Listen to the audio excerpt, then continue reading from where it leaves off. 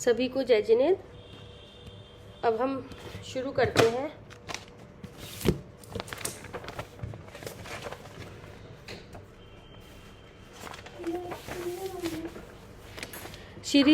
श्रीमद् रविशेन आचार्य कृत पद्म पुराण, और इसकी जो मंगलाचरण करा है वो दौलत राम जी ने करा है। कहा है, चिदानंद चैतन्य के गुण अनंत उर्धार, भाषा पद्म पुराण की भाषु श्रुति अनुसार। और इस हमने पढ़ा था, कल रिकैप भी किया था, और अष्टम पर्व हमारा शुरू हो गया था। अष्टम पर्व का एक बार छोटा सा रिकैप और उसके फिर हम आगे पढ़ते हैं।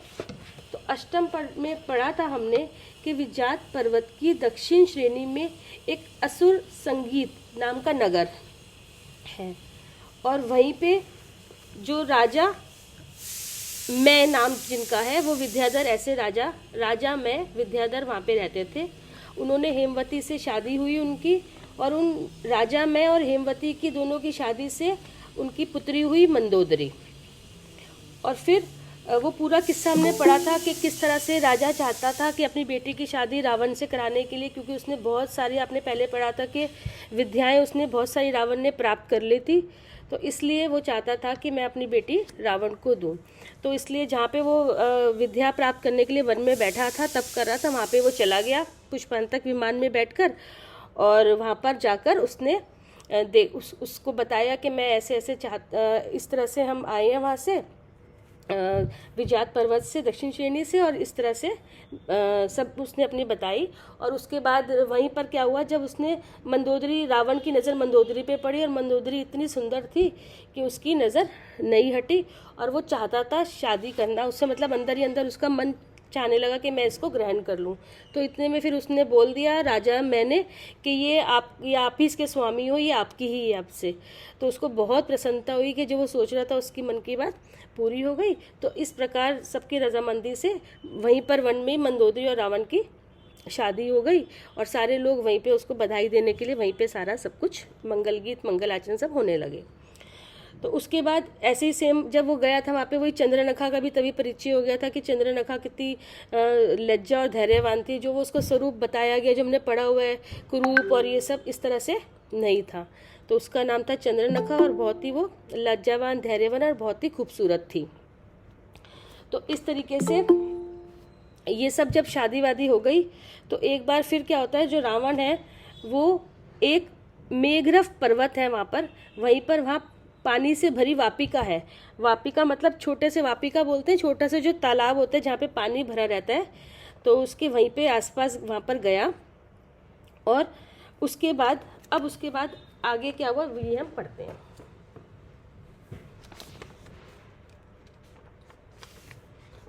हाँ, ये थोड़ा सा हमने पढ़ा था कल कि उसके बाद वहाँ पे उसको कन्याएं दिखाई दी, और तीन कन्याएं जो श्रेष्ठ थी उनका नाम था पद्मावती, अशोकलता और विद्युत प्रभा था। तीनों का पद्मावती, अशोकलता और विद्युत प्रभा, तो वो तीनों थी, और बाकी और भी बहुत सारी कन्याएं थी।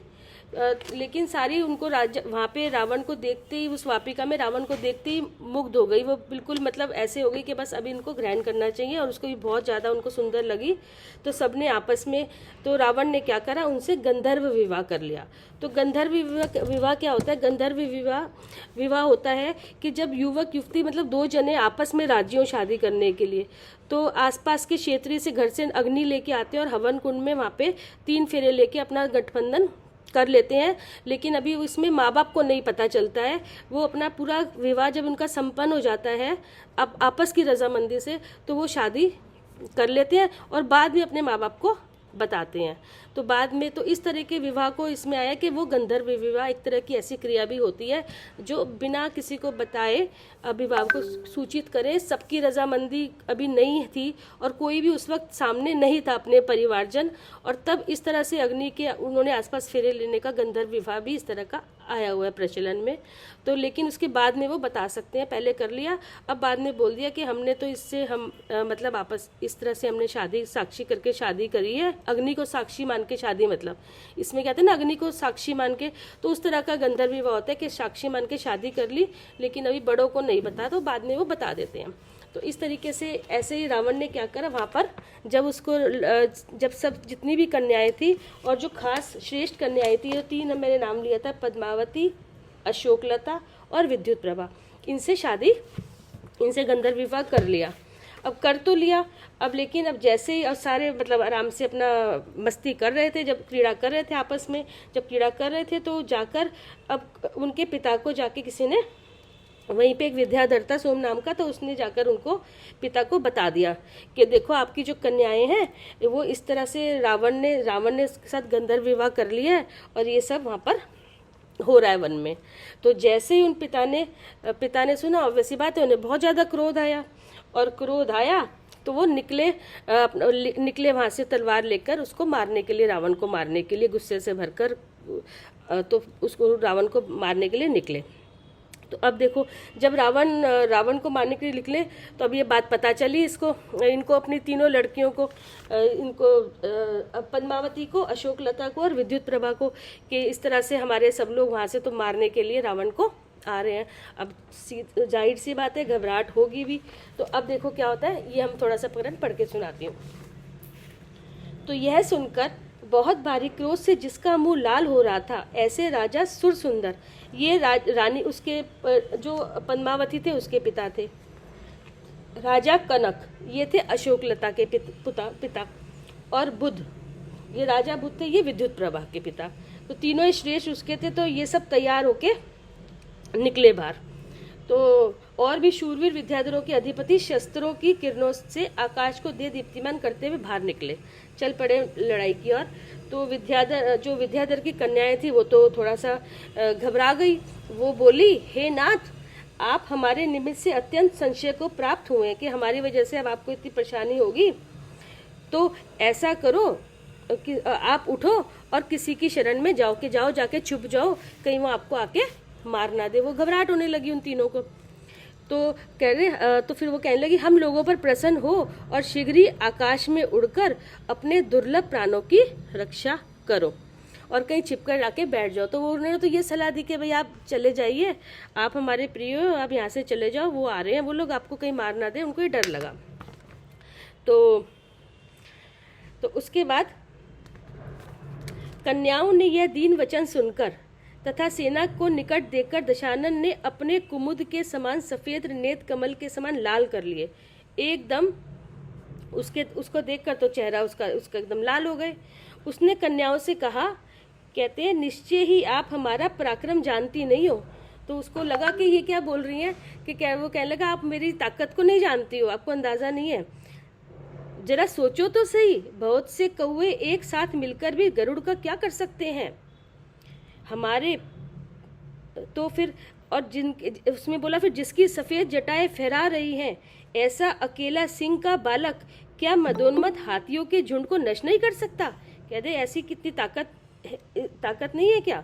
दशानन के वीरता भरे वचन सुनकर कन्याओं ने फिर कहा, हे नाथ, यदि आप ऐसा मानते हैं। जब उसने सोचा कि इतना वीर अपना बता रहा है कि मैं तो इतना वीर हूँ, मुझे किसी का डर नहीं है, तो उसने बोला, तो वो कहते हैं, अच्छा अगर आप ऐसा कह रहे हैं तो आप एक काम तो करना, कम से कम हमारे पिता, हमारे भाई और जो हमारे कुटुंबजन है उसकी रक्षा कर लेना। भाई उनके लिए तो पिता जो भाई जो लड़ने आ रहे थे वो भी उसके अपने थे और वो भी पति भी अपना हो गया था। तो कहते आप, अच्छा अगर आप इतने वीर हो तो आप उनको मत मारना, तो उनकी रक्षा करना। तो फिर वो कहने लगा, रावण कहता है, ठीक है, तुम डरो मत। अपने उनसे बोला, तुम डरो मत, मैं ऐसा ही होगा, हे प्रिय ऐसा ही होगा, तुम भयभीत मत हो। तो इस तरीके से जैसे ही वो इतने में ये सब बात कर ही रहे थे, दशानन अपने उन कन्याओं को सांत्वना दे रहे थे, तभी इतने में सेना पहुंची। और तो उसके बाद तदंतर क्षण भर में विद्या निर्मित विमान पर आरूढ़ होकर रावण आकाश में जा पहुंचा। इतने में लेके जा पहुंचा और दांतों से होठ चबाने लगा। दशानन के वे ही सब अवयव थे, पर युद्ध रूपी महोत्सव को पाकर इतने अधिक फूल गए और रोमांचों से कर्कश हो गए कि आकाश में बड़ी कठिनाई से समा सके। तदंतर जिस पर मेघ किसी पर्वत पर बड़ी मोटी जल की धाराएं छोड़ते हैं, उसी प्रकार सब योद्धा दशानन के ऊपर शस्त्रों के समूह छोड़ने लगे। जितने आए थे सारे सबने वार शुरू कर दिया इतनी देर में उसके ऊपर। तब दशानन ने शिलाएं बरसाना शुरू कर दिया। उसने कितनी शिलाओं से तो शत्रुओं का शस्त्र समूह को रोका और कितनी ही शिलाओं से शत्रु समूह को भयभीत किया। तो फिर उसको बाद में लगा कि इतनी लड़ाई झगड़ा हो रहा है, इतना मर रहे हैं इधर उधर, तो उसको फिर लगा कि ऐसे बेचारे दीनहीन विद्याधरों के मारने से मुझे क्या मिलेगा। तो उसको एक बार विचार मन में आया कि चलो ऐसा नहीं, लड़ाई मुझे नहीं करनी चाहिए। तो उसको लगा कि ये जो तीनों खास थे ना, मेन उनके जो राजा थे, सुरंदर, कनक और बुध, तो उसने क्या करा, उन्हीं को विषय बनाया। कहते मैं इससे झगड़ लूँ पहले।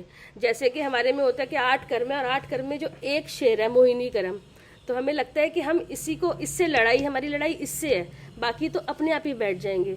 तो इसलिए वो उस मोह से ही लड़के, मतलब मोह को ही लक्षण बना के अपने शुद्ध चेतन का अभ्यास वो करता है। तो ऐसे ही हम जब करते हैं, तो इसी तरह यहाँ पे भी उसने ऐसे ही सोचा कि जिस तरीके से ये इतने सारे शत्रु में बिना वजह प्रजा मारी जा रही है, तो उसने लक्ष्य किसको बनाया, 3 को बनाया, सुरसुंदर को, कनक को और बुध को। कहते अगर मैं इनको पकड़ लूँ ना तो बाकी तो सब हार मान ही लेंगे। तो उसने ऐसा ही करा, उन तीनों को पकड़ा, उनको ऐसा वार, उस पर ऐसा शस्त्र चलाया कि वो मतलब उस समय वो अनकॉन्शियस, जैसे वो बेहोश हो गए, वो होश नहीं रहा, उनको अनकॉन्शियस हो गए, मरे नहीं लेकिन उससे वो अनकॉन्शियस हो गए। और उसके बाद उन्होंने उसको बांध कर उन तीनों को बांध दिया, और तीनों को बांध के वो उन तीनों कन्याओं, जो उनके 3 कन्या थी श्रेष्ठ, उनके पास वो ले आए। तो उन्होंने तो उसके बाद जब उसको वहाँ पे उनको कन्याओं ने उनको छुड़वा लिया कि ये पिताजी को, फिर उनको सामने जब ले आए तो उनको छुड़वा के फिर उनका सत्कार करवाया। और तो इसलिए तो फिर उनको देखा कि ये तो बहुत बड़ा, वाकई में बहुत ज़्यादा महाप्रतापी और महाबलवान है। तो जब पिता कहने लगे तो अच्छा अपनी बेटियों से कि अरे तुम्हें तो बहुत शूरवीर वर प्राप्त हुआ है, तो मतलब ये तो इसलिए उनको कोई भी अब परेशानी नहीं है कि क्यों किससे शादी करी है तुम लोगों ने। तो उसके बाद उन्होंने दशानन और उन कन्याओं का विधि पूर्वक पुनः पाणी ग्रहण किया, मतलब उनकी शादी दोबारा से सबके बीच में, सब जितने जानने वाले थे, रिश्तेदार, सबके बीच में उनकी विद्याधरों के सामने उनकी शादी करा दी। तो इस तरीके से महोत्सव हुआ। फिर वहाँ पे खूब महोत्सव होने लगा, वहाँ पे करा। तो दशानन भी मंदोदरी के गुणों से आकृष्ट होता स्वयंप्रभ नगर चला गया। वहाँ पे जो पहले उसने जब विद्या प्राप्त की थी, स्वयंप्रभ नगर बनाया था, वहाँ पे रचाया था, विद्या से जो प्राप्ति हुई थी, तो उसके बाद वो मंदोदरी को लेकर वापस सब चला गया और सबको लेके चला गया। और सब दशानन की अनुमति लेके सब अपने अपने घर चले गए, और वो भी मंदोदरी को लेके वापस से चला गया। उसके बाद तदंतर श्रेष्ठ कांति से युक्त दशानन को अनेक स्त्रियों सहित आया देख बांधव जन परम हर्ष को प्राप्त हुए। जब सारे सबको देखा कि और भी सब आ रहे हैं, तो सब बहुत ही हर्ष का एक माहौल था पूरे राजमहल में। उसके बाद भानुकन और विभीषण तथा अन्य मित्र और इष्ट जन दूर से ही उसे देख आगवानी करने के लिए नगर से बाहर निकले। तो जैसे ही पता चला तो उसके भाई भानुकर, विभीषण सब बाहर आ गए उसको। उसके बाद उसने सबसे घिरा दशानन स्वयंप्रभ नगर में प्रविष्ट हो मनचाही क्रीड़ा करने लगा, और भानुकर, विभीषण आदि बंधुजन भी उत्तम सुख को प्राप्त हुए। तो सभी सुखी से रहने लगे। उसके बाद क्या हुआ, उसके बाद एक नगर था, वहीं पर था कुंभपुर नगर। तो कुंभपुर नगर में राजा महोदर की सुरपाक्षी नामा स्त्री से उत्पन्न तडिनमाला, ये नाम है, अब नाम आ रहा है तडिनमाला, ये कन्या है राजा रानी की, जो भी नाम लिया है तडिनमाला, उसकी शादी उस नाम की कन्या थी, सो भानुकर ने बड़ी प्रसन्नता से प्राप्त की। उसको वो मिली, उसको भानुकर की शादी हुई, उससे भानुकर की और तडिनमाला की विवाह हुआ। सुंदर हाव भाव दिखाने वाली तडिनमाला के साथ भानुकर रति रूपी सागर में निमग्न हो गया। तो ये हुई। तो उसके बाद क्या हुआ, एक बार कुंभपुर में, क्योंकि जो लड़की थी तडिनमाला वो कुंभपुर की थी, जो लड़की थी तडिनमाला, वो कुंभपुर नगर की थी। तो उस एक बार कुंभपुर नगर में शत्रुओं ने आक्रमण कर दिया, उस पर हमला कर दिया। तो हमला करने पे क्या हुआ, तो उसका मतलब उसके जो उसको ये भानुकन को अपने ससुर से स्नेह था ही, तो उसके स्नेह से भानुकन के कान कुंभपुर पर पड़े। देखा कि ये तो झगड़ा हो रहा है, तो वहाँ पे उसने हेल्प करी होगी। तो उसके बाद वहाँ के दुख भरे शब्द इसने सुने। तब से संसार में और सारी मतलब जो वो कहते थे सारे दुख भरे, वो उसकी मतलब सारी व्यथा सुनता था कि उनको किस किस बात की परेशानी उनको वहाँ पर हो रही है कुंभ नगर में। तो इसलिए जब से उसका नाम कुंभकर्ण नाम प्रसिद्ध हो गया। तो देखो भानुकरण का नाम कुंभकर्ण, अब आपको पता चलेगा क्यों हुआ। कुंभपुर की लड़की जो थी, नगर की लड़की, राजा रानी की लड़की थी, वो थी तडिनमाला, और उसकी शादी हुई थी इससे भानुकर्ण से। और लेकिन जब आपत्ति आई, जब वहाँ पे उसका युद्ध हुआ, शत्रुओं ने आक्रमण करा उस क्षेत्र पर, तो उसने अपने ससुर की बातें सारी उसकी सारे दुख भरी सब चीज़ सुनी। तो उसका नाम तो इसलिए भानुकर्ण ने कान से सुनने पर उसका नाम हो गया कुंभकर्ण। तो इस तरीके से इसका नाम कुंभकर्ण प्रसिद्ध हुआ। तो इसकी बुद्धि सदा धर्म में आसक्त रहती थी। ये धार्मिक था, बहुत शूरवीर था और कलाओं में निपुण था। दुष्ट जनों ने इसका विषय में अन्यथा ही निरूपण करा है। देखो अब जो हमने सुना है कुंभकर्ण के बारे में, कि हमने क्या सुना है कि वो इतने 6-6 महीने सोता था और ये था वो था, इस तरह से उसकी बहुत अजीबोगरीब उसकी पिक्चरें हमारे दिमाग में पिक्चर बनी हुई है।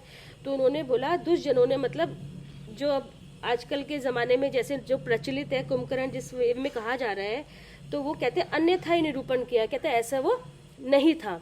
तो कैसा था, वे कहते हैं कि वह यह मांस और खून का भोजन करता है इसलिए जीवित रहता है, इस तरह की बातें आती हैं उसके बारे में। 6 माह की निद्रा लेता है, इस तरह की बातें आती हैं उसके बारे में।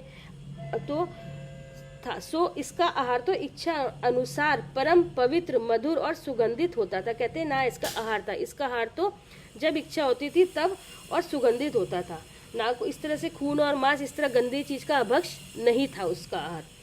प्रथम ही अतिथियों को संतुष्ट कर बंधुजनों के साथ आहार करता था। तो ऐसा नहीं, और वो भी बहुत कायदे से, कि पहले प्रथम तो अतिथियों को संतुष्ट कर और फिर बंधुजनों के साथ सब मिलकर आहार ग्रहण करते थे। संध्याकाल शयन करने का और प्रातःकाल उठने का समय सो भानुकन इसके बीच में ही निद्रा लेता था। इसका अन्य समय धार्मिक कार्यों में ही व्यतीत होता था। बाकी टाइम ये नहीं कि पूरा टाइम सोता रहता हो, कहते बाकी टाइम तो बस वो रात का जो समय था, जब शाम के बाद जो रात होती है, रात का जो समय था उसी समय निद्रा लेता था। और ये नहीं कि दिन भर सोता रहे, दिन भर तो बाकी टाइम तो वो अपने धार्मिक प्रवृत्ति ही करता था। संध्याकाल शयन करने का और प्रातःकाल उठने का समय सो भानुकन इसके बीच में ही, प्रातःकाल उठने का जो समय होता है सुबह का ब्रह्म मुहूर्त होता है, उससे पहले वो उठता था और रात को टाइम से सोना, उतनी बीच में निद्रा लेता था, बाकी टाइम पे वो अपना धार्मिक कार्य करता था। तो उसके बाद था इसका अन्य समय धार्मिक कार्यों में ही व्यतीत होता था। जो परमार्थ ज्ञान से रहित पापी मनुष्य सत्पुरुषों का अन्यथा वर्णन करते हैं, वे दुर्गति में जाने वाले हैं। कहते हैं जो इससे रहित है, क्योंकि परमार्थ को, सच्चे स्वरूप को, सच्चे ज्ञान को जानते नहीं है, सच्ची बात को, तो इस तरीके से और ऐसे वो पापी कहा है, उनको बोला पापी हैं। ये किस तरह से कुंभकर्ण का किस तरह प्रचार प्रसार कर रहे हैं, तो ये बिल्कुल गलत है। तो ये दुर्गति में जाएंगे जो इस तरह से कुंभकर्ण को कहते हैं कि वो ऐसा था, क्योंकि उससे बिल्कुल वो ऐसा था ही नहीं। तो ऐसे लोगों को धिक्कार है। देखो ये हमारे आगम में बात आई है, जो आजकल चला देते हैं कितनी, तभी तो कहते हैं जले, मतलब कितनी बड़ी अनुमोदना कर रहे हैं आप, जले हुए को हम देख रहे हैं, या हम ये कह रहे हैं कि जलाओ रावण, कुंभकर्ण मेघनाथ के इसको जलाया जाता है। तो ये बहुत ही चीज़ कहते हैं वो इस तरह है ही नहीं, और किस तो ऐसे लोगों को धिक्कार बताया, पापी बताया है। तो अथांतर उसके बाद क्या होता है कि दक्षिण श्रेणी में ज्योति प्रभा नाम का नगर है। तो वहाँ पे एक राजा राज्य करते थे, विशुद्ध कमल, और जो मैं का महामित्र था, और इसका मतलब राजा मैं थे जो उसका मित्र भी थे, महामित्र थे।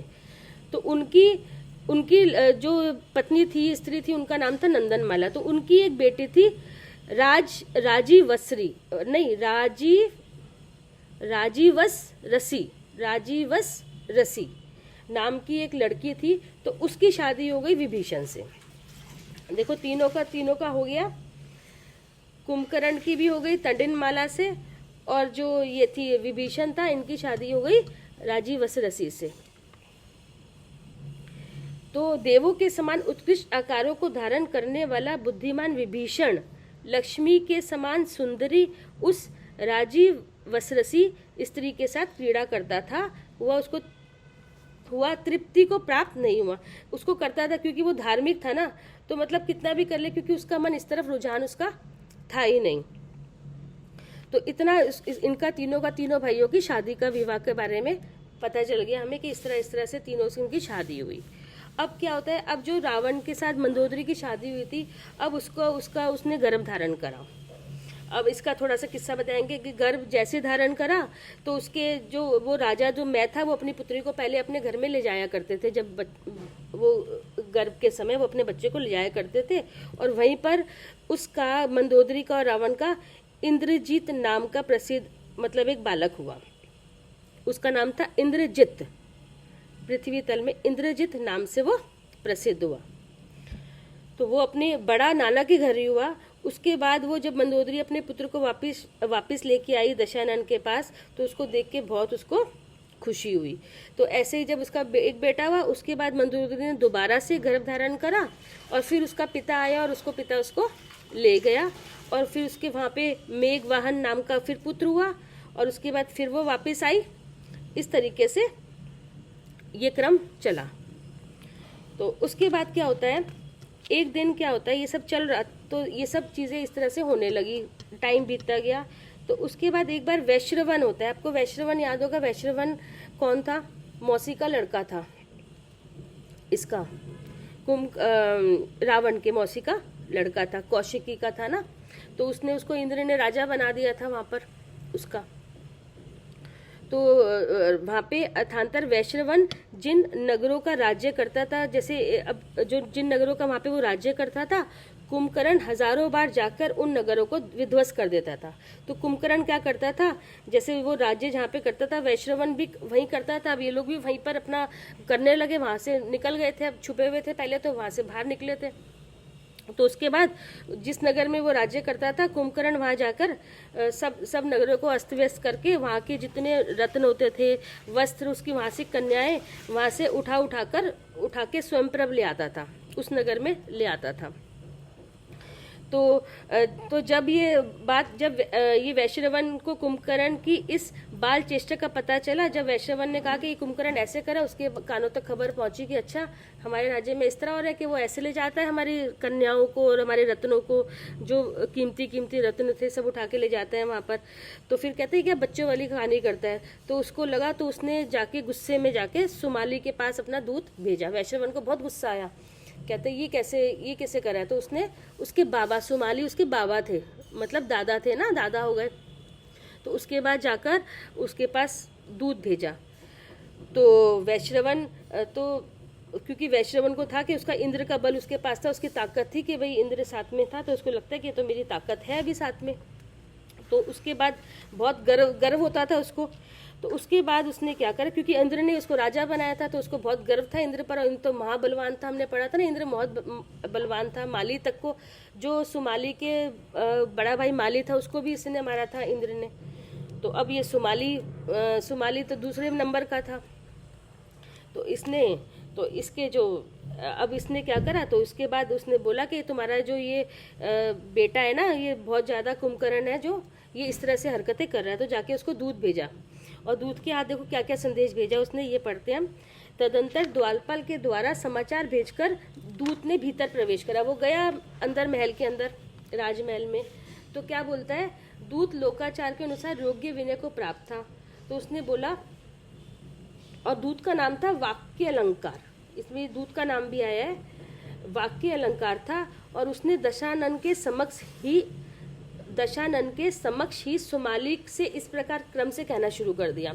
सुमाली बैठा था, उसका बाबा दशानन बराबर में बैठा था।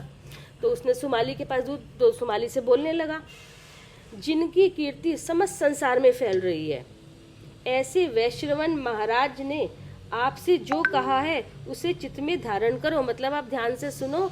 वो जितने बड़े कीर्तिवान आपको वैश्रवण महाराज आपने आपके लिए कुछ बोला है, आपसे कुछ कहलवाया है आपके लिए, तो आप वो ध्यान से सुनो। उन्होंने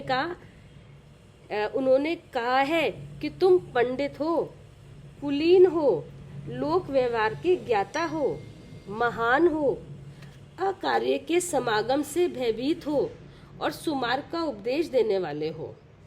सो तुम्हें लड़कों जैसी चपलता करने वाले अपने प्रमादी पौत्र को मना करना उचित है। वो कह रहे हैं आप ऐसे हो और आपने अपनी प्रमादी, ये जो आपका पौत्र है, जो आपका ये है पौत्र है, ये कुंभकर्ण है, पोता हाँ पोता है, तो आप उसको कुछ मतलब समझाते क्यों नहीं हो? ये इस तरह की हरकतें कर रहा है, वहां से लड़कियों को कन्याओं को उठा के ला रहा है, सब चीजें रत्न उठा के ला रहा है, तो आप उसको मतलब इतने आप ऐसे पंडित हो, ऐसे कुलीन आपका है, ऐसा लोक व्यवहार में आपको सब जानते हैं और आपका ऐसा काम कर रहा है आपका पोता, तो आपने क्यों उसको मना नहीं करते हो? क्या उचित है? ये सही नहीं है ये। तो फिर वो कहता है, और आगे बढ़ाई उसने बात, कहता है तिर्यंच और मनुष्य में पर्याय यही तो भेद है कि तिर्यंच कृत्य और अकृत्य को नहीं जानते हैं पर मनुष्य जानते हैं। कहता है देखो क्या जानवर और तुम, उसमें क्या फर्क रह गया? बेचारे जानवर को तो कह दो चल समझ नहीं है, लेकिन इसको तो समझ है। ऐसी इतनी इतनी इतनी कड़वी बातें मतलब इस तरह से उसने दूध से कहलवाई। और फिर कहता है वो, जिनका चित्त दृढ़ है ऐसे मनुष्य बिजली के समान भंगुर किसी विभूति के प्राप्त होने पर भी पूर्व वृत्तांत को नहीं भूलते हैं। तुम्हारे कुल का प्रधान माली मारा गया। फिर वो देखो याद दिलाता है कि देखो तुम्हारे जो कुल का प्रधान था माली, वो तो उसको तो मार दिया, वो भी मारा गया था। इसी से समस्त कुल को शांति धारण करना चाहिए कि अब आपको शांति रखनी चाहिए, नहीं तो दूसरा भी मारा जाएगा, आप ऐसा काम क्यों कर रहे हो? तो उसने इतनी ऐसी बात बोली कि तुम्हारे कुल का प्रधान माली मारा गया, इसी से समस्त कुल को शांति धारण करना चाहिए थी, क्योंकि ऐसा कौन पुरुष होगा जो अपने कुल का निर्मूल नाश करने वाले काम करेगा। कहते देखो आपका तो अब निर्मूल नाश हो जाएगा, वरना अभी तो उसमें बाकी है, कुल में एक की मौत अभी करी थी, इंद्र ने मारा था, बाकी का भी आपको क्या ऐसे ही हश्र करना है? तो इतनी मतलब उसने बोला कि नहीं तो निर्मूल नाश हो जाएगा। तो फिर उसने बोला, फिर आगे फिर बात बढ़ाई, उसने बोला शत्रुओं को नष्ट करने वाला इंद्र का वह प्रताप जो कि समुद्र की लहर लहर में व्याप्त हो रहा है, तुमने क्या उसे भुला दिया? कहते भूल गए हो क्या तुम उसकी बलवान पने को, जिससे कि अनुचित काम करने की चेष्टा करते हो कि ये जो अभी सब काम कर रहे हो ये ऐसा उचित नहीं है, ऐसा काम कर रहे हो, ऐसा भूल गए हो लगता है पहले की बातें, जैसे उसको मारा था जिस वक्त। तुम मेंढक के समान हो और इंद्र भुजंग के समक्ष है। जो तुम इंद्र रूपी भुजंग के इस मुख रूपी बिल में क्रीड़ा कर रहे हो, कहते उसके जाके अंदर उसके बिल में कर रहे हो, तो धार रूपी कंटकों से व्याप्त है, कहते उसमें तो इतने कांटे हैं। सो तुम इंद्र रूपी तप तथा विष रूपी अग्नि के तिलंगे छोड़ रहा है। यदि तुम इस चोर बालक पर नियंत्रण करने में समर्थ नहीं हो तो आज ही मुझे सौंप दो, मैं स्वयं उसका नियंत्रण करूंगा। कहते अगर ये आपसे नहीं संभल रहा ना आपका ये पोता, तो आप ऐसा करो हमें दे दो, हम अपने आप इसको ठीक कर देंगे। तो इतनी बात उसने दूध से कहलवाई। यदि तुम ऐसा नहीं करते हो तो अपने पौत्र को जेल खाने के अंदर बेड़ियों से बंद तथा अनेक प्रकार की यातना सहते हुए देखोगे। कहते अगर आप नहीं समझ रहे ना, सही समझ रहा, तो इसको हम बंद कर देंगे कैद में और इसको इस पर खूब यातना होगी इस पर, फिर मत आप बाद में बोलना।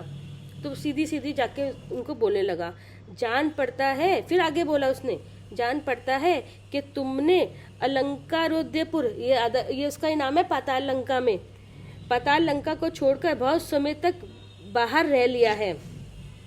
जान पड़ता है कि तुमने पाताल लंका को छोड़कर बहुत समय तक बाहर रह लिया है, अब फिर से उसी बिल में प्रवेश करना चाहते हो क्या? कहते तुम वहां से बाहर आए डर के मारे, अब डर खत्म हो गया, थोड़ा बाहर आए, अब वापिस पहुंचना है क्या वहीं पर? वो किस्सा पहले का याद नहीं है क्या हुआ था? तो इतनी इतनी बातें उसने बोली। फिर कहते हैं जिस प्रकार यह निश्चित समझ लो कि मेरे या इंद्र के कुपित होने पर पृथ्वी में तुम्हारा कोई शरण नहीं है। कहते हैं अगर मैं कुपित हो गया या इंद्र को गुस्सा आ गया ना, फिर तुम्हारी कोई शरण नहीं है, तुम्हें कोई बचा नहीं पाएगा गुस्से से। जिस प्रकार जरा सी हवा चलने से पानी का बबूला नष्ट हो जाता है, मतलब उसको ये भी बोला कि देखो तुम तो एक पानी के बबूले की तरह हो, अभी हवा चलेगी और अभी ये नष्ट हो जाएगा, तो इसी प्रकार तुम भी नष्ट हो जाओगे। तो इतनी बातें उस दूत ने, वैश्रवण के दूत ने किससे कही? सुमाली से कही, जो कि किसका बाबा, किसका कितने अच्छे बना रखे हैं। हाँ मतलब देखो इतने खूबसूरत के लिए। हाँ बहुत सुंदर सुंदर। तो इस तरीके से उसने, दूत ने जाके वहाँ सारी बातें बोली। तो तब उस दूत की कठोर वचन रूपी वायु के वेग से जिसका मन रूपी जल आघात को प्राप्त हुआ, कौन होगा वहाँ पे? वहाँ बैठे थे भाई साहब दशानन। उसको तो वो तो आग बबूला वैसे ही होना था उसको तो, क्योंकि अपने अपने दादा के बराबर में बैठा था। तो उसका दशानन रूपी महासागर परम शोक को बड़ा, उसको शोक बड़ा गुस्सा आया और बहुत ही परेशानी हुई। तो दूत के वचन सुनते ही दशानन की ऐसी दशा हो गई मानो किसी ने उसके अंग पकड़कर झकझोर दिया हो। उसके प्रत्येक अंग से पसीना छूटने लगा और उसकी अत्यंत लाल दृष्टि ने समस्त आकाश को लिप्त कर दिया। ऐसा हो गया था कि चारों तरफ लाली, एकदम आग बबूला जैसे बिल्कुल लाल हो गया और सब तरफ आकाश में। तो ऐसी उसके देखने लायक थी। तो तदंतर आकाश में गूंजने वाले स्वर से दिशाओं को बहरा करता हुआ दशानन, मतलब उसकी आवाज भी इतनी तेज थी कि जैसे सब बहरे हो जाए। दिशाओं को बहरा करता हुआ लिखा है इसने, दिशाओं को बहरा करता हुआ इतनी तेज आवाज में, इतनी तेज उसने गूंजने इस तरह की ध्वनि करी। तो ऐसे तेज बोला कि यह वैश्रवण कौन है? कहता है यह वैश्रवण कौन है, अथवा इंद्र कौन कहलाता है? कौन है ये इंद्र, कौन है ये वैश्रवण? इस तरीके से वो उसने एक तेज गूंज मारी वहां पर। जो हमारी वंश परंपरा से चली आई नगरी पर अधिकार किए बैठा है, कौन है ये? कहते वो तो हमारी जमीन है, कैसे अधिकार, कौन है ये, है कौन ये? तो फिर कहते हैं निर्लज नीच पुरुष अपने भृत्यों के सामने इंद्र जैसा आचरण करता है, सो मानो कौआ बाज बन रहा है और श्रीगाल अष्टापद के समान आचरण कर रहा है। अरे कुदूत, हमारे सामने निशंक होकर बोल रहा है, कठोर वचन बोल रहा है। उसको ही डांटने लगा। अरे कुदूत, उसको नाम दे दिया, उसने कहा कुदूत हो। अरे कुदूत, हमारे सामने निशंक होकर कठोर वचन बोल रहा है, सो मैं अभी क्रोध के लिए तेरे मस्तक की बलि चढ़ाता हूँ। निकाली उसने तलवार, अपनी खींची तलवार भार म्यान से, और यह कहकर उसने म्यान से तलवार खींची, जिससे आकाश रूपी सरोवर ऐसा दिखने लगा मानो नील कमल रूपी वन से ही व्याप्त हो गया हो। दशानन की यह तलवार हवा से बात कर रही थी, क्रोध से मानो कांप रही थी, ऐसी जान पड़ती थी मानो तलवार का रूप, अरे मैं उसको भूल गई आरती को, हाँ, मानो तलवार का रूप धरकर यमराज ही वहां आया हो, अथवा मानो हिंसा का बेटा ही हो। इतनी तेज, मतलब इतना उसको गुस्सा आया। तो जैसे ही दशानन ने तलवार उठाई तो लेकिन विभीषण ने उसको बीच में रोक लिया। कहते अरे ये दशा क्या कर रहे हो भाई तुम, ये विभीषण तुम क्या, विभीषण ने उसको बोला रावण को, अरे तुम क्या कर रहे हो, ये सही नहीं है, ये तो तोते की तरह वही रट रहा है जो उसके मालिक ने इसको कहा, वो आके बोल दिया, इसकी गलती थोड़ी है, इसको मारने से क्या होगा, कुछ भी नहीं होगा। तो उसने उसको रोक दिया कि इसका कोई अपराध नहीं है, ये तो बेचारा वही बोल रहा है जो उसने बोलने को आपको आपके सामने कहा। तो ये तो वो कहने लगा, हाँ ये तो अपनी स्वामी से प्रेरणा पाकर ही बोलते हैं, ऐसे नहीं बोल रहा ये। तो इस बेचारे का, इस शूद्र का वध करने से संसार में अब अकीर्ति फैलेगी। कहते हैं आपका ही नाम बदनाम होगा, इसके ऊपर वार कर, इसका क्या, इसको इस पर क्यों गुस्सा कर रहे हो, क्या फ़ायदा, ये तो अपना एक मैसेज दे रहा है आपको खाली।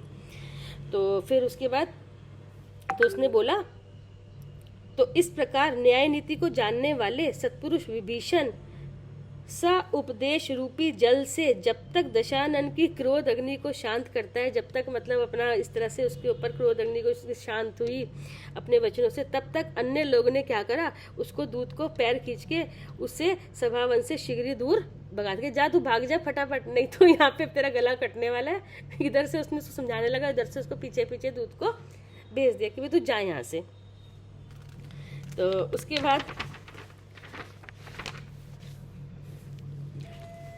बाद दूत ने जाकर अपनी सारी बातें, ऑब्वियसली बात है उसको बोलेगा सारा, उसने सारी दशा वैश्रवण को बता दी। और तो पूरा जो उसने बोला दशानन ने, तो उस तरह की जितनी भी बातें थी सारी की सारी उसको बता दी। तो उसके बाद क्या होता है,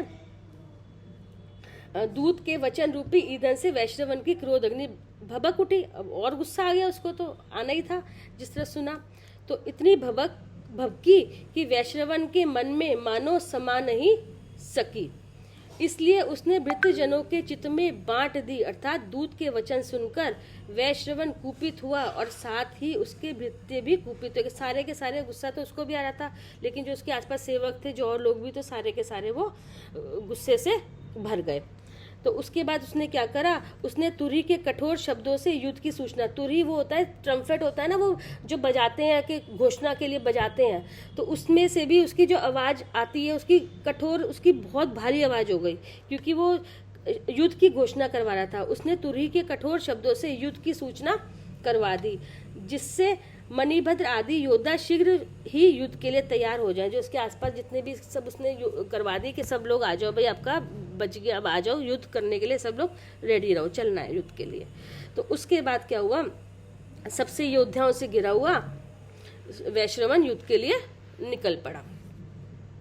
तो उसके युद्ध में देखो क्या था, बड़े बड़े काले हाथी, संध्या की लालिमा से युक्त मेघों के समान दिखने वाले बड़े बड़े रथ, जिनके दोनों ओर चंवर ढुर रहे थे तथा जो वेग से वायु को जीत रहे थे, ऐसे घोड़े, देव भवन के समान सुंदर तथा ऊंची उड़ान भरने वाले विमान, जो घोड़े, विमान, हाथी और रथ सभी को उल्लंघन कर रहे थे, अर्थात इन सबसे आगे बढ़कर चल रहे थे, जिनका प्रताप बहुत भारी था, जो अधिकता के कारण एक दूसरे को धक्का दे रहे थे तथा समुद्र के समान गरज रहे थे। ऐसे पैदल सैनिकों और भानुकर्ण आदि भाइयों के साथ महाबलवान दशानन पहले से ही बाहर निकलकर बैठा था। वो तो पता था ये लोग आ रहे हैं, वो तो पता ही था युद्ध होना ही है अब, तो वो बाहर पहले ही दशानन बाहर बैठा हुआ था। युद्ध का निमित्त पाकर दशानन के हृदय में बड़ा उत्सव उल्लास हो रहा था। तो वो तो खुश था, उसको तो मतलब डर था ही नहीं, उसको जरा सा भी दशानन को। तो उसके बाद गुंज नामक पर्वत के शिखर पर दोनों सेनाओं का समागम हुआ। तो दोनों के दोनों आमने सामने गुंज नामक पर्वत पे एक हुआ। तो उसके बाद है ऐसा समागम की जिसमें शस्त्रों के पड़ने से अग्नि उत्पन्न हो रही थी, तलवारों की खनखनाहट, घोड़ों की हिनहिनाहट, पैदल सैनिकों की आवाज, हाथियों की गर्जना, परस्पर के समागम से उत्पन्न रथों की सुंदर चीत्कार, तुरही की बुलंद आवाज और बाणों की सनसनाहट से उस समय कोई मिश्रित विलक्षण शब्द ही हो रहा था। उसकी प्रतिध्वनि आकाश और पृथ्वी के बीच गूंज रही थी तथा योद्धाओं में उत्तम मद उत्पन्न कर रही थी। इस तरह जिनका आकार यमराज के मुख के समान था तथा जिनकी धार पैनी थी, ऐसे चक्रों, यमराज की जीवा के समान दिखने वाली तथा खून की बूंदें बरसाने वाली तलवारें, उसके रोम के समान दिखने वाले भाले, यमराज की प्रदेशिनी अंगुली की उपमा धारण करने वाले बाणों, यमराज की भुजा के आकार परित नामक शस्त्रों और उनकी मुट्ठी के समान दिखने वाले मुदगरों से दोनों सेनाओं में बड़ा भारी युद्ध हुआ। मेन बात थी कि इस तरीके से जब वहाँ पे दोनों आमने सामने सेना थी इस पर्वत पे, तो ऐसा दृश्य वहाँ पर होगा कि कहीं आवाज आ रही है घोड़ों की, कहीं बाण चल रहे हैं, कि लड़ाई झगड़े हो रहे हैं। इस तरीके से पूरा इन्होंने इसका डिस्क्रिप्शन दिया है कि इस तरीके से दोनों सेनाओं में बहुत भारी युद्ध हुआ। अभी तो देखो सेना, अभी सब सेना लड़ रही है। तो उसके बाद क्या हुआ, उस युद्ध से जहाँ प्राकृत में मनुष्य का हर्ष हो रहा था, वहाँ कातर मनुष्यों को भय भी उत्पन्न हो रहा था। दोनों की सेनाओं के शूरवीर अपना सिर देकर यश रूपी महाधन खरीद रहे थे। तदंतर चिरकाल तक यक्ष रूपी भट्टों के द्वारा अपनी सेना को खेतकीन देख दशानन उससे संभालने के लिए तत्पर हुआ। तो दशानन को देखो कि देखो सारे मर रहे हैं इस तरीके से उनकी प्रजा। तो अब उसके बाद क्या होता है, वो सामने आता है दशानन। तो अब दशानन जब सामने आया, दशानन अपना सामने आया, तो ऐसे दशानन को आता हुआ देख यक्षों की आंखें चौंधी आ गई। अब वो सामने आया, जब देखा कि ये तो सारे मर रहे हैं, तो अब उसको उनके सामने आया। तो ये यक्ष वही थे, योद्धा थे जो उसके साथ आए थे लड़ने के लिए वैश्रवन के साथ। ऐसे दशानन को आता हुआ देख यक्षों की आंखें चौंधिया गई, उनका सब ओज नष्ट हो गया, युद्ध से विमुख हो भागने की चेष्टा करने लगे। जैसे उसको देखा वो तो युद्ध छोड़ छाड़ के भागने को तैयार हो गए कि भाई अब नहीं सामना हो सकता, अब तो भागना ही पड़ेगा, ये अब आ गया वो। तो ऐसे क्षण भर में उनका युद्ध का अभिप्राय समाप्त हो गया। तो जो वो लड़ने आए थे वो तो उसका तो वो सब खत्म कर दिया उन्होंने कि अब तो कोई फायदा नहीं है।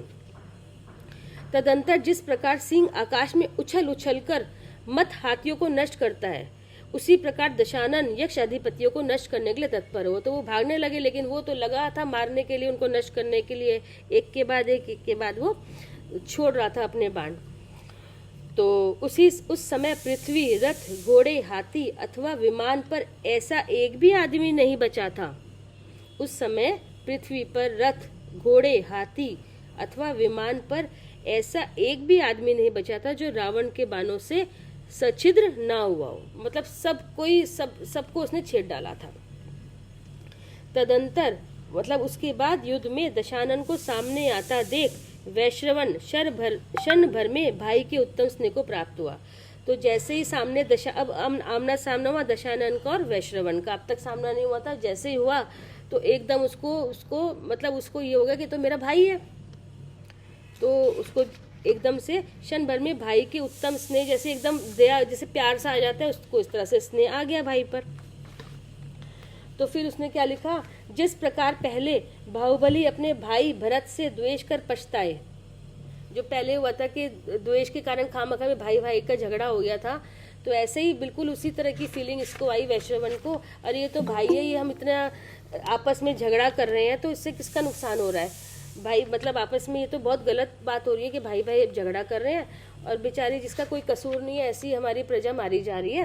तो और बिल्कुल ऐसे ही हो रहा है ये तो, जैसे बाहुबली ने अपने भाई भरत से द्वेष करके पछताए थे, उसी प्रकार वैश्रवण भी अपने भाई दशानन के विरोध पर पछताया। अब उसको पछतावा हो रहा है कि मुझे ऐसा, ये मैंने क्या कर दिया, मुझे ऐसा नहीं करना चाहिए था। उसके चेंज आ गया उसके विचारों में, उस वक्त बदल गए उसके विचार उस समय।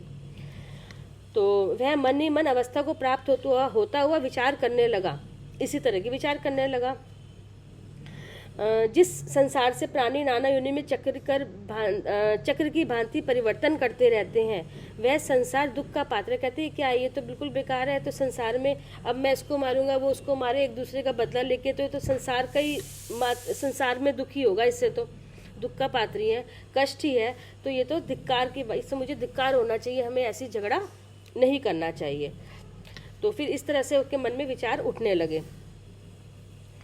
तो देखो वो फिर ये भी कहते देखो ऐश्वर्य के मत होकर, इसके लिए खाली ऐसा मैंने कौन सा कार्य प्रारंभ कर रखा है कि जिसमें अहंकारवश अपने भाई का ही विध्वंस किया जाता है। कहता है ऐसा किस बात का, मतलब ऐसा क्या करें जो अपने भाई को ही मारकर ये सब लेने से क्या फ़ायदा सब, तो ऐसा अहंकार किस बात का। तो इस तरीके से उसको ये बहुत ज़्यादा लगी कि नहीं, मैं ऐसा नहीं करना चाहिए मुझे। तो उसने क्या बोला, वह उस प्रकार उत्कृष्ट वचन कहने लगा कि हे दशानन, उसने फिर उससे रावण से बोला कि हे दशानन सुन, क्षणिक राजलक्ष्मी से प्रेरित होकर यह कौन सा पाप कर्म किया जा रहा है कि क्या ये तो पाप है। मैं तेरी मौसी का पुत्र हूँ, अतः तुझ पर सगे भाई जैसा स्नेह करता हूँ। कहते बिल्कुल मुझे तो ऐसा प्यार है जैसे कोई सगा भाई भी क्या करेगा, मैं तो तुझे बहुत प्यार करता हूँ, भाइयों के साथ अनुचित व्यवहार करना उचित नहीं है, कि तू ऐसा क्यों कर रहा है, तो ये अनुचित है। तो ये सब इस तरह से वो, और इसने बातें बोलने लगा उससे। यह प्राणी मनोहर विषयों की आशा से प्राणियों का वध कर बहुत भारी दुखों से युक्त भयंकर नरक में जाता है। अब उसको लगने लगा कि इतना पाप करोगे, इतना मारोगे बेकसूर जीवों को, तो नरक ही जाओगे। तो जिस प्रकार कोई मनुष्य एक दिन का तो राज्य प्राप्त करे और उसके फल स्वरूप वर्ष भर मृत्यु को प्राप्त हो, एक दिन का राज्य प्राप्त करा और वर्ष भर पूरे साल मृत्यु को प्राप्त हो, उसी प्रकार निश्चय से यह प्राणी विषयों के द्वारा क्षण स्थायी सुख प्राप्त करता है। कि तो स्थायी है सुख कब तक करेगा, कब तक करोगे तुम, ये तो खत्म होने वाला है, नष्ट होने वाला है। तो इस तरह से उसको जब वो उपदेश देने लगा दशानन को, बहुत बातें बोली, तब दयाहीन दशानन ने हंसते हुए कहा, वो कहता है हे वैश्रवण, यह धर्म श्रवण की करने का समय नहीं है, ये फालतू की बातें, धर्म की बातें क्यों सुना रहा है मुझे तू अब। मदोन्मत्त हाथियों पर चढ़े और तलवार को हाथ में धारण करने वाला मनुष्य तो शत्रु का संहार करते हैं, ना कि धर्म का उपदेश देते हैं। कहते हैं तू लड़ने मैदान में आया तो लड़ ना, अब तू ये खामखा में धर्म का उपदेश क्यों दे रहा है मुझे तू? व्यर्थ ही बहुत क्यों बक रहा है। देखो ये वाले शब्द आए हैं, व्यर्थ ही बहुत क्यों बक रहा है। या तो तलवार के मार्ग में खड़ा हो और या मेरे लिए प्रणाम कर। कहते ठीक है, या तो मेरे से लड़ और या मेरे सामने अपना सिर झुका ले। और तेरी तीसरी गति नहीं, और मैं कुछ नहीं सुनता तेरे से, तू फालतू की बातें मुझसे तो मत कर, या तो तू झुक जा और या मुझसे लड़। वो उस तरह से उसने, रावण ने उसको बोला। तो इसके उत्तर में रोष से रूषित मन को धारण करने वाला दशानन ने फिर कहा कि यदि तेरी सामर्थ्य है तो मुझे मार। और कहते तेरी हिम्मत है ना तो मुझे मार के दिखा, मार मुझे। इस तरह फिर बोलने लगा। तब वैश्रवन ने कहा कि तू बड़ा है इसलिए प्रथम तू ही मुझे मार, क्योंकि जिनके शरीर में घाव नहीं लगता ऐसे शूरवीरों का पराक्रम वृद्धि को प्राप्त नहीं होता। तो उसके बाद तदंतर मध्याह्न के समय जिस प्रकार सूर्य अपनी किरणें पृथ्वी के ऊपर छोड़ता है, उसी प्रकार वैश्रवन ने दशानन के ऊपर बाण छोड़े। इस तरीके से फिर उसकी फिर शुरू हुआ, फिर मतलब फिर भी एक लड़ाई वगैरह शुरू हुई। तो उसके बाद दशानन ने अपने बाणों से उसके बाण छेद डाले और बिना किसी आकुलता के लगातार छोड़े हुए बाणों से उसके ऊपर मंडप सा तान दिया, पूरा बाणों का मंडप सा तान दिया दशानन ने। तदंतर अवसर पाकर वैश्रवन ने अर्धचंद्र बाण से दशानन का धनुष तोड़ डाला और उसे रथ से च्युत कर दिया, मतलब अलग कर दिया उसको, दशानन को। उसके बाद अद्भुत पराक्रम का धारी दशानन मेघ के समान शब्द करने वाले मेघनाथ नाम के दूसरे रथ पर वेग से चढ़कर वैश्रवन के फिर पहुंचा। फिर वो दूसरे रथ पे चढ़ गया और फिर उसके सामने, फिर वैश्रवन के सामने पहुंचा। वहां बहुत भारी क्रोध से उसने जोर जोर से चलाए हुए उल्का के समान आकार वाले वज्रदंडों से वैश्रवन का कवच चूर चूर कर डाला। उसने झगड़ा करके उसके कवच भी, उसको वैश्रवन का उसने तोड़ डाला, पूरा चूर चूर कर दिया। और सफेद माला को धारण करने वाले उसके हृदय में वेगशाली भिंडी माल, जो उसको एक बार पहले चक्र मिला था, भिंडी माल से इसने जमकर प्रहार करा और जैसे ही उससे करा तो वो वहीं पर मूर्छित हो गया, वहीं पे वो बेहोश हो गया वैश्रवन, ये सब झगड़े के बाद। तो उसके बाद तब अतिशय दुखी और वीर शैया पड़े वैश्रवन को उसके भृत्यगण, मतलब उसके जितने वहां पे सेवक थे, जो प्रजा थी बाकी, शीघ्र ही यक्षपुर उसको वापस ले गए वहां से। तो वो तो हार ही गया था, वहां पे वो पड़ा हुआ था, तो उसको उठा के वापस वो यक्षपुर ले गए। और रावण भी शत्रु को पराजित जान युद्ध से विमुख हो गया, कि हरा के वो भी अपना विमुख हो गया और वो भी अपना वापस चला गया। तो उसके बाद क्या हुआ, फिर उसके बाद वैद्यों ने वैश्रवन का उपचार करा, कि जब उसकी बहुत हालत खराब होगी तो वहाँ पे वैद्य वगैरह या वापस जब चले गए उसकी जगह पर, तो उसका बहुत उपचार करा और वह पहले के समान स्वस्थ शरीर को प्राप्त हो गया। और स्वस्थ होने पर उसके मन में विचार किया कि उस समय मैं पुष्प रहित वृक्ष, फूटे हुए घट अथवा कमल रहित सरोवर के समान हूँ। अब मतलब उसके देखो इस बात से क्या हुआ, उसको वैराग्य की भावना डेवलप होने लगी, अंदर मन में विचार आने लगे कि तो कुछ है ही नहीं शरीर, ये तो मतलब एक जैसे पुष्प रही जिसमें ऐसा वृक्ष जिसमें फूल ही ना हो, ऐसा जो घड़ा है वो फूटा हुआ है, फायदा क्या है, वो अंदर कोई ठहरेगा ही नहीं, उसमें फूटा हुआ है तो सब निकल जाएगा। तो कहते हैं क्या मेरा वजूद, तो कुछ भी नहीं है, किस बात का मान करें। तो इस तरीके से उसको वैराग्य आने लगा। उसके बाद तो फिर उसको बल्कि ये विचार भी फिर आगे आने लगा कि दशानन है वो तो मेरा कल्याणकारी मित्र है, कि जिसने मुझ दुर्बुद्धि को गृहवास रूपी महाबंधन से मुक्त करा दिया। कहते मैं तो कब से इन जंजाल में फंसा हुआ था कि इस तरह से इतने ऐशो आराम में, लेकिन उसने तो मुझे मेरी बुद्धि खोल दी, तो इसने तो मुझे एक तरह से कहा कि मेरे को महाबंधन से मुक्त करा दिया। मतलब उसको एकदम इस तरह से पूरी विरागता आ गई ना कि ये सब तो बेकार है, कुछ है ही नहीं क्षण में, ये चीज़ तो सब नष्ट होने वाली है। तो कहते हैं वो उसका भी उसका मान रहा है कि दशानन ने मेरे इस तरह से, दशानन की वजह से मुझे इस तरह का मन में विचार आ रहे हैं। तो ऐसे ही भानुकर्ण भी इस समय मेरा परम हितैषी हुआ है, कि जिसके द्वारा हुआ संग्राम मेरे परम वैराग्य का कारण हुआ। ऐसी भानुकर्ण को मानने लगा कि इसने इस तरीके से उन दोनों की वजह से मेरी बुद्धि सुधर गई। तो इस प्रकार विचार कर उसने दिगंबर दीक्षा धारण कर ली। तो वैश्रवन ने तो ये सब होने के बाद, सही होने के बाद, इस तरह से उनके ऊपर से भी ये नहीं कि उसके मन में वो नहीं रखी कोई भी इस तरह के शोभ या इस तरह के दुखी ऐसा भाव नहीं रखा कि इसने मेरे साथ ऐसे किया था या इसने ऐसे किया था।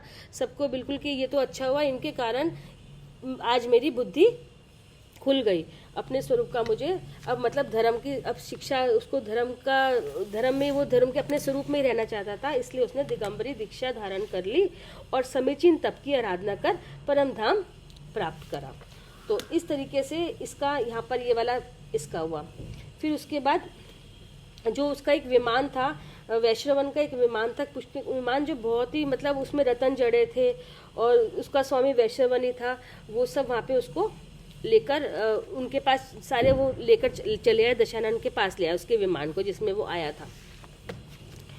तो वो था, उसके ऊपर मतलब ऐसे लिखा है, वह चंद्रमा के समान सुशोभित ऊपर तने हुए छत्र से ऐसा सुशोभित हो रहा था मानो शत्रु की पराजय से उत्पन्न यश से ही सुशोभित हो रहा हो। इंद्र के समान, लक्ष्मी से इंद्र के समान जान पड़ता था, तेज था उसमें। दक्षिण तो इस तरीके से पुण्य के उत्पन्न फल को प्राप्त होते हुए वे दक्षिण समुद्र की ओर चला। देखो अब जो रावण था, अब वो चला, उस विमान वहां पे वो ले आए थे। उसके बाद अब रावण आगे वहां पे बढ़ा। इस प्रकार पुण्य के उत्पन्न फल को प्राप्त हुआ, वह दक्षिण समुद्र की ओर चला।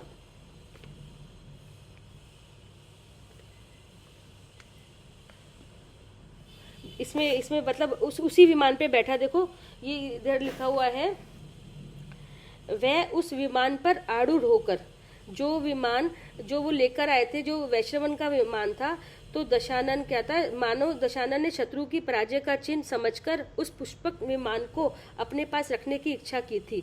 अन्यथा उसके पास विद्या निर्मित कौन सा वाहन नहीं था, कि सब कुछ था लेकिन उसी को उसने उसका विमान ही उसको क्यों प्रिय था, तो वो कहते हैं तो उसको वहां से उसने लिया और उस विमान पर आरूढ़ होकर मंत्रियों, वाहनों, जितने पुत्र, माता पिता, बंधु जन के वो साथ चला। तो इस तरह से ये सारी चीज़ें विमान के अंदर, वो बहुत सुख से बैठा था सबके साथ। उसकी विमान को गति को कोई रोक नहीं सकता था।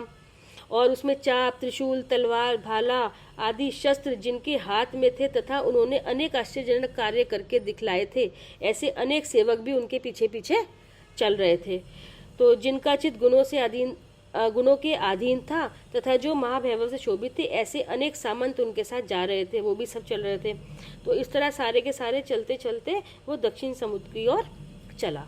तो हाथी पर बैठा हुआ कुंभकर्ण और रथ पर बैठा तथा स्वाभिमान रूपी वैभव से युक्त विभीषण, और उसके साथ साथ कौन चल रहा था, हाथी पर बैठा कुंभकर्ण और रथ पर बैठा विभीषण। इस प्रकार दोनों भाई उसके पीछे पीछे जा रहे थे। तो भाई बांधवों एवं सामंतों से सहित महादैत्य में भी, जिनमें सिंह, शरभ आदि जंतु जुटे थे, ऐसे रथों पर बैठकर जा रहे थे। और जितने मंत्री थे, मारीच वगैरह, वो भी सारे उसके पीछे पीछे, विद्याधर राजा, बाकी सब उसके पीछे पीछे चल रहे थे।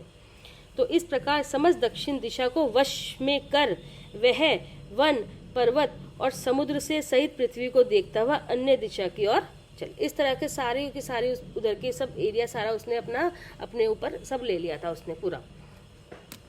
तो उसके बाद क्या होता है, उसके बाद एक दिन विनय से जिसका शरीर झुक गया, ऐसे दशानन आकाश में बहुत ऊंचे चढ़कर अपने दादा सुमाली से आश्चर्यचकित तो पूछता है।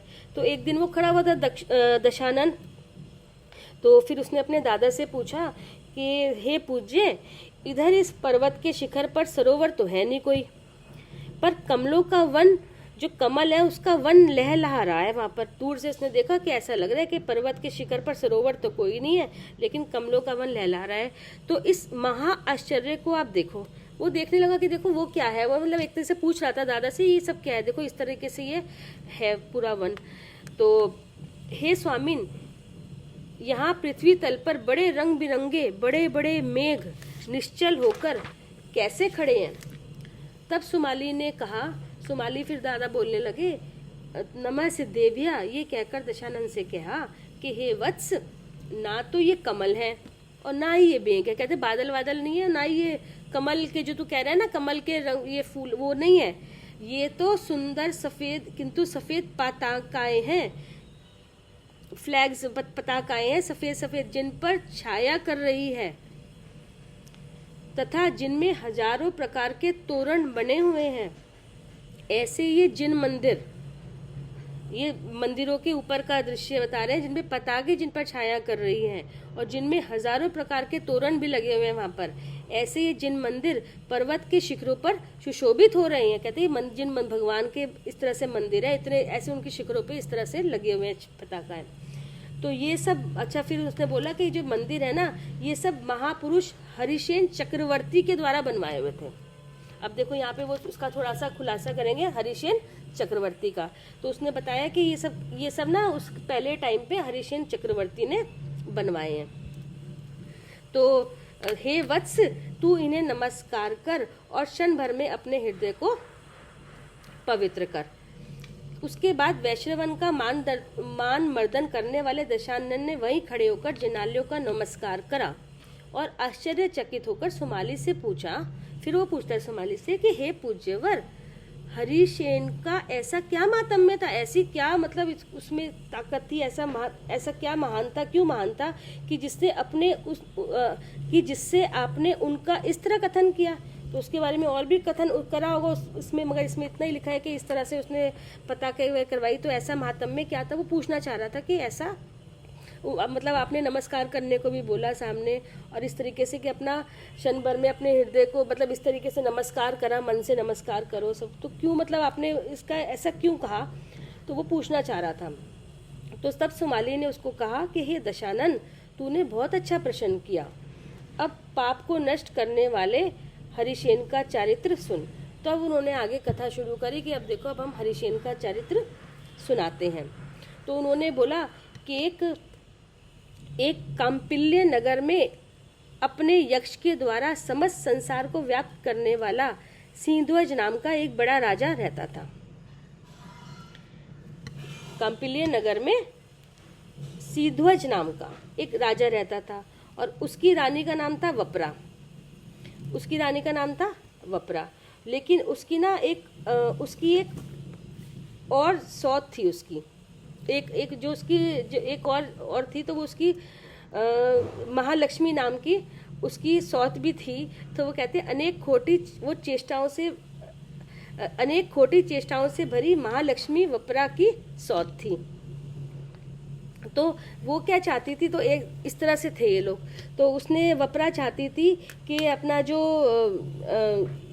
वप्रा क्या चाहती थी, देखो इसकी सुनते हैं, इन्हीं की हम पढ़ते हैं। उन दोनों के परम अवधि को धारण करने वाला हरिसेन, हाँ तो इनके दोनों का जो कपिल्य नगर था, सिंध्वज राजा था और वप्रा नाम की उनकी पटरानी थी।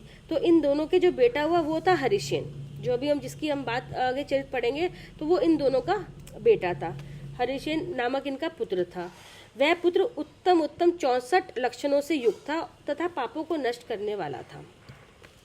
तो किसी समय एक अष्टानिका महोत्सव आया। जब उस टाइम अष्टानिका थी तो वहाँ पर आया, तो वप्रा थी, जो वप्रा रानी थी, वो बहुत ही धार्मिक थी, सच्चे धर्म को अनुयायी थी।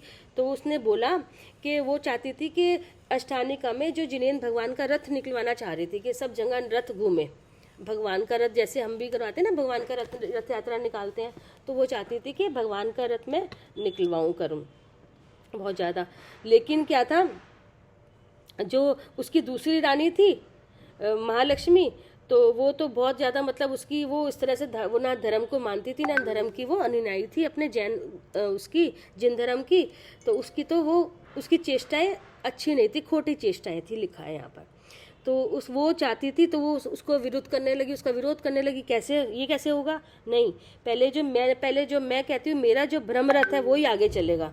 तो वो अपने जिसको भी मानती होगी ब्रह्मरथ यहाँ पे आया, कहते पहले मेरा रथ आगे चलेगा, बाद में जिनेन्द्र भगवान का चलेगा पीछे पीछे, आगे वो जिनेन्द्र भगवान वाला रथ नहीं चलेगा। तो वो उसके विरोध में खड़ी हो गई, तो उसका विरोध करने लगी। तो मानो तो जैसे अब वो तो उसको, क्योंकि वो इस तरह की थी तो कोई उसको आगे बोल ही नहीं पाया।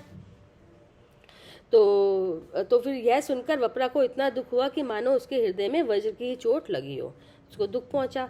तो उसने प्रतिज्ञा करी, उसको बहुत दुख हुआ और उसने प्रतिज्ञा करी कि मेरा यह रथ नगर के पहले घूमेगा तो मैं पूर्व की तरह पुनः आहार ग्रहण करूँगी, अन्यथा नहीं कहते। मैं तो खाना नहीं खाऊंगी, आहार नहीं ग्रहण करूँगी जब तक कि मेरा ये रथ पहले नहीं घूमेगा।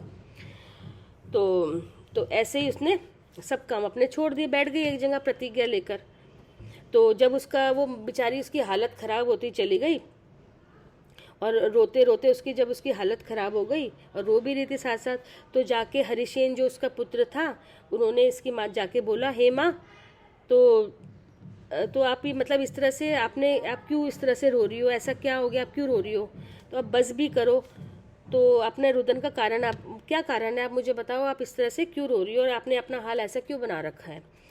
तो माता का कहा कारण सुनकर हरिसेन ने इस प्रकार विचार, माता ने सारी बातें बता दी कि इस तरह वो चाह रही है कि पहले इसका रथ चले पीछे, मतलब वो भगवान का रथ आगे, क्योंकि उस टाइम तो धर्म ही ऐसा होता था, सच्चे धर्म का कहते वो चाह रही है कि पहले वो चले बाद में पीछे पीछे, तो वो नहीं चाहती थी। तो जब उसने सारी बात बताई उसको, हरिसेन को, तो बोलती है, मैं क्या करूं, यह बहुत भारी पीड़ा प्राप्त हुई है, सो पिता से इसे कैसे कहूं। तो हरिसेन को लगा कि अब ये तो परेशानी है कि पिता से बात कर नहीं सकता, क्योंकि ये माता है, वो पिता है, उन्हीं की पत्नी है दूसरी, वो मतलब मैं किसको समझाऊं और किसको ना समझाऊं। तो वो संकट में पड़ गया। तो उसके बाद उसने तो ऐसा विचार कर उसने क्या करा, वो महल से निकल गया बाहर और वन में, वहाँ पे हिंसक जंतुओं से भरे हुए वन में वहाँ पे चला गया। वहाँ से निकलकर वहाँ पे अपना चला गया और जब भी जैसे वन में वो घूमता रहता था, ऐसे इधर उधर घूम रहा था, तो अकेले जाके भी उसको कभी कभी अपनी माता की जो रोने की आवाज़ है उसके दिमाग में ना, उसके हर वक्त माता को रोने के उसके दृश्य चलते रहते थे दिमाग में कि माता बहुत परेशान हो रही है, बहुत दुखी है, बहुत रो रही है, तो इस तरीके से प्रलाप कर रही है। तो वो चलते चलते मतलब इस तरह के दिमाग में उसके हमेशा रहा करता था। तो उसके बाद ऐसा चलते चलते जाते जाते तो उसने वहाँ पर देखा, वहाँ पे एक ऋषि के आश्रम में पहुँचा। ऐसे अंगिरस ऋषि के शिष्य शतमन्यु के आश्रम में, उसका नाम था शतमन्यु, वो शतमन्यु के आश्रम में हरिसेन पुत्र था, वो पहुँचा। तो अथांतर एक कलाकलाप नाम का राजा था जो महाभयंकर, वहीं पे क्या था, वहाँ पे कालकल्प नाम का एक राजा रहता था जो महाभयंकर था, बहुत महाप्रतापी भी था और बहुत बड़ी सेना को धारण करने वाला था। तो उसने चारों ओर से चंपा नगरी को घेर लिया। उस समय क्या हुआ, वहीं पे चंपा नगरी को उसने घेर लिया। तो चंपा का राजा जन्मेजय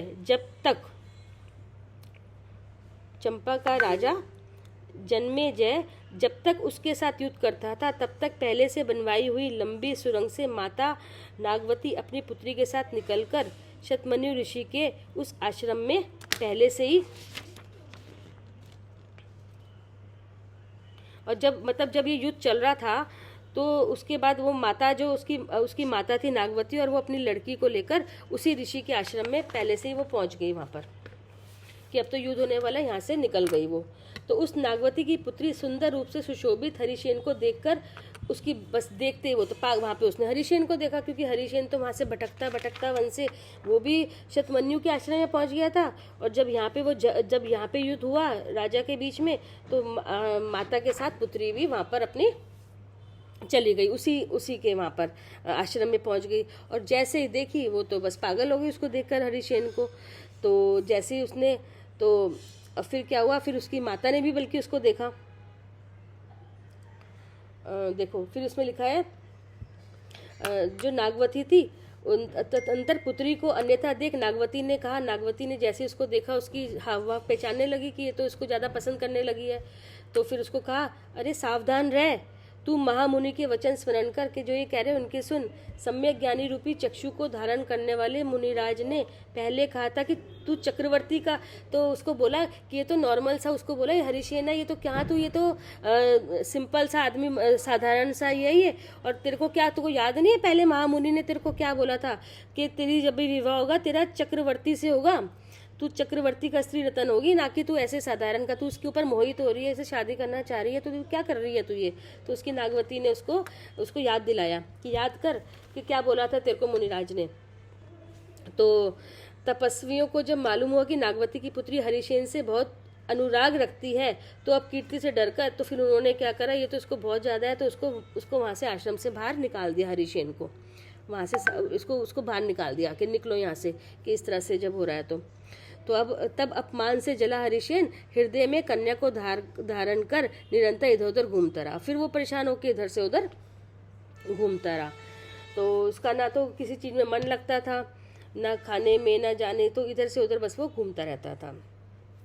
तो उसके बाद क्या हुआ, तो हरिसेन का ऐसा विचार रहता था कि यदि मैं उस स्त्री रतन को पा सका तो निस्संदेह माता का शोक दूर कर दूंगा। कहते उसको मतलब ऐसा होता था कि अगर मुझे ये मिल गई ना तो ये मेरी माँ तो उससे खुश हो जाएगी, उसको शांति रहेगी। तो और यदि वह कन्या मिल गई तो मैं समझूंगा कि मुझे समस्त भरत क्षेत्र का स्वामित्व मिल गया। कहते मैं तो इतना ही समझ लूंगा कि मुझे सारा भरत क्षेत्र का स्वामीपना मुझे मिल गया, मेरे लिए तो इतना ही काफ़ी है। तो उसके बाद तो यदि मैं उसे पा सका तो नदियों के तटों पर, वनों में, गांवों में, नगरों में, पर्वतों पर जिन मंदिर बनवाऊंगा। तो इसने एक कर ली थी कि अगर मुझे मिल गई लड़की तो मैं सब पे इस तरह से जिन मंदिर, सब जगह जिन मंदिर बनवाऊंगा, पहाड़ों पे, पर्वतों पर। तो इस तरीके से उसने सोच लिया। और यदि मैं उसे नहीं देखता तो माता के शोक से संतप्त होकर कभी का मर जाता। तो कहते हैं मैं तो मतलब मरा ही बराबर हो रहा था, मैं तो मर ही जाता, लेकिन वो मिल गई तो उसके भी मन में भाव चेंज हो गए। तो कहते मैं तो मर जाता, लेकिन इसको देखने से फिर मेरे मन में आशा जागी कि मैं और मतलब जीकर इसके साथ अपना समय व्यतीत करूं। तो वास्तव में मेरे प्राण उसी के समागम की आशा से रुके हुए हैं। कहते हैं इसलिए मेरे प्राण बच रहे क्योंकि इस समागम में चाहता हूँ। तो जिसका मन अत्यंत दुखी था, ऐसे हरिसेन इस प्रकार तथा अन्य प्रकार की चिंता करता हुआ माता का शोक भूल गया। अच्छा, माता को तो उसकी परेशानी तो अब निकली, अब नई परेशानी शुरू हो गई इसकी, तो वहाँ तो निकल गई। अब तो वह भूत आक्रांत मानव के समान इधर उधर घूमने लगा। इस प्रकार अनेक देशों में घूमता हुआ सिंधु नद नामक नगर में पहुँचा। मेरे ख्याल से टाइम हो गया है अभी, तो ये कथा अभी पूरी नहीं हुई है, कल कर ले। हाँ कल ले लो, 1 घंटा हो गया। क्योंकि टाइम छोटी छोटी चीज़ों में ना टाइम लगता है पढ़ने में, तो कल पढ़ लेंगे किस तरीके से इसकी कथा पूरी होती है, और बाकी फिर आगे का कल पढ़ते हैं। ठीक है? हाँ ठीक है, बिल्कुल ठीक है, चलिए।